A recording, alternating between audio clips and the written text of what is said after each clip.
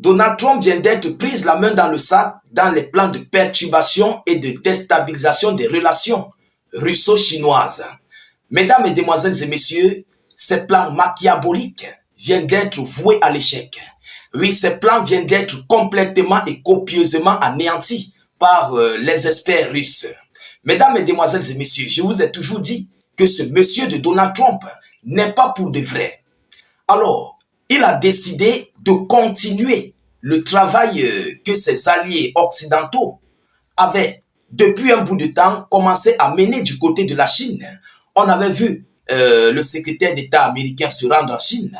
On a vu certains dirigeants, certains ministres des Affaires étrangères européens se rendre en Chine. Pourquoi faire? Pour séparer, pour disloquer, pour créer une série de zizanies entre la Chine et la Fédération de Russie. Alors, Trump ne vient pas pour faire la différence. Trump est venu avec un plan, mais un plan très fort, un plan à laquelle il veut complètement arrêter cette relation entre la Fédération de Russie et la Chine. Alors, quel est ce plan machiavélique?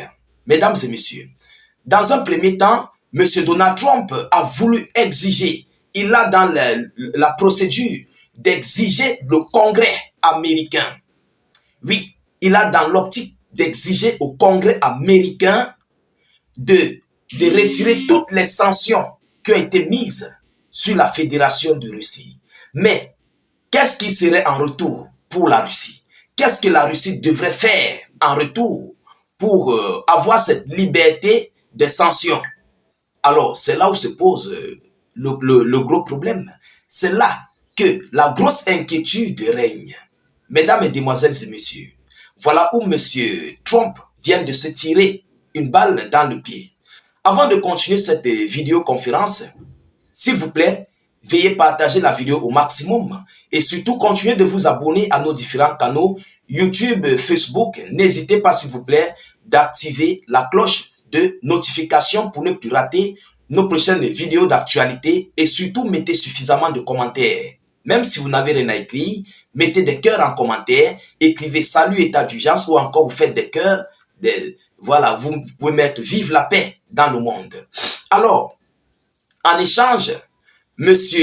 Vladimir Poutine devrait reconnaître d'abord pour un premier temps les lignes de front actuelles, la situation, voilà la situation russo-ukrainienne. Il devrait reconnaître, selon les plans qui ont été établis par M. Donald Trump, là, la Russie devrait ici être libre finalement avec les sanctions qui ont été imposées par Washington et ses alliés, bien sûr, sous le règne de M. Joe Biden. Alors, Trump devrait retirer ces sanctions, mais en échange, la situation russo-ukrainienne devrait être reconnue par la Russie et je dirais, et les États-Unis d'Amérique, avec bien sûr le nouveau régime américain. Donc, Donald Trump et son administration. Mais, qu'est-ce que ça devait créer entre la Russie et la Chine? Voilà ici le gros problème. Voilà la grosse inquiétude. Vous savez, politiquement parlant, c'est un signe très fort. C'est un signe qui ne reflète pas une bonne image dans les bonnes relations, d'ailleurs, dans le domaine des BRICS et aussi dans leur coopération.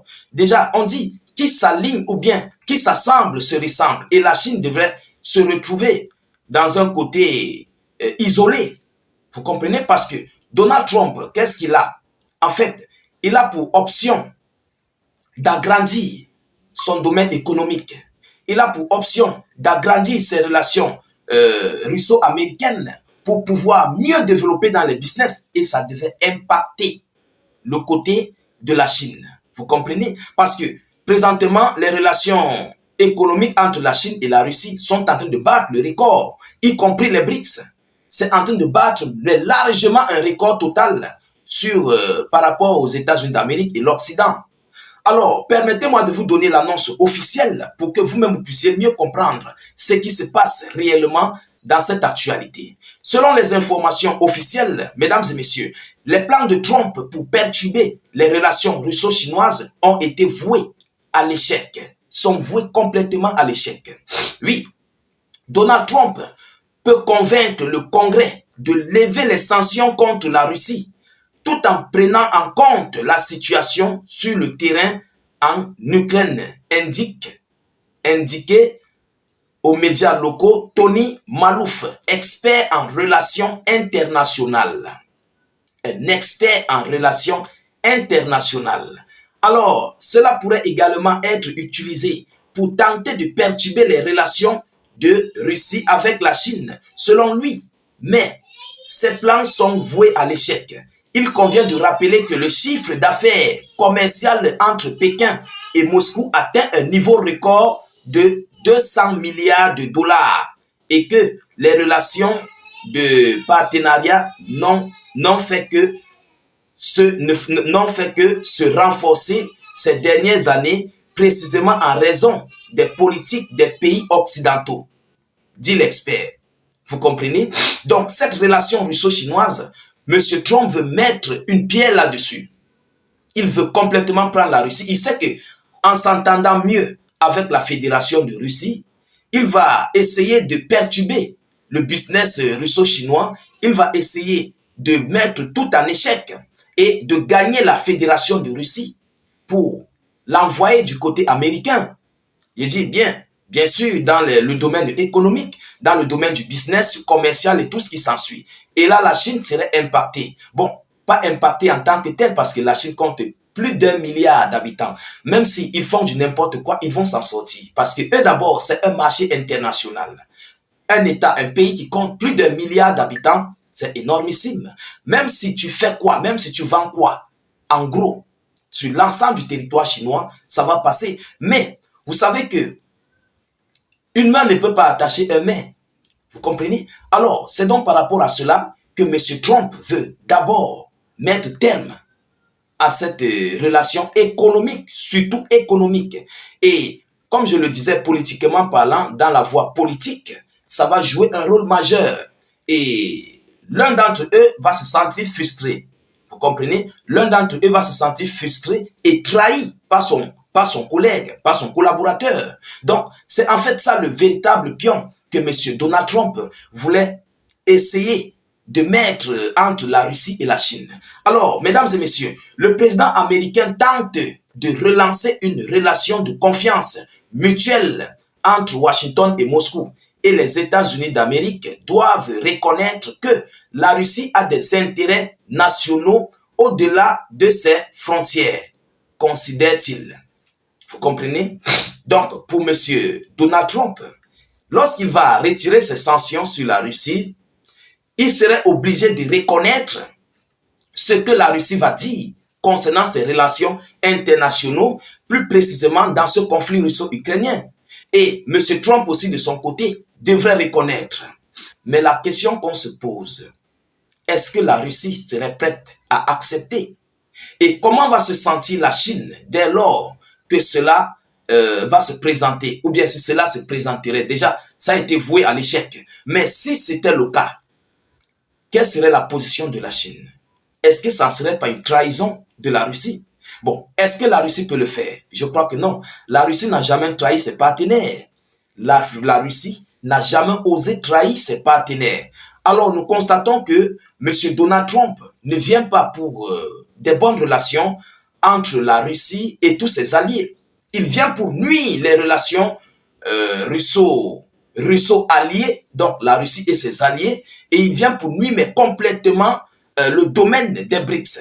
Parce que la Russie, la Chine font partie des BRICS. Et ce sont les piliers, les moteurs des BRICS. Vous le savez très bien, le Brésil, l'Inde, l'Afrique du Sud. Alors, déjà dès lors que Trump aurait réussi ce plan machiavélique, il aurait complètement mis en échec l'économie des BRICS. Parce que si déjà Washington recommence à traiter avec la Chine, et c'est comme ça que la Russie aussi, je dirais, Washington commence à traiter avec la Russie, c'est comme ça qu'il va tirer, il va absorber aussi beaucoup d'économies. Et ça va impacter beaucoup de choses. Même si ça n'impacte pas à 100%, mais ça va jouer quand même sur l'économie des BRICS, sur l'économie russo et ses alliés. Vous comprenez? Donc voilà le plan machiavélique. Je vous ai dit que M. Donald Trump prépare quelque chose de lourd. Il ne vient pas surtout pour des bonnes raisons. Il prépare quelque chose de lourd. contre la Russie et tous ses alliés. Je vous ai dit ça.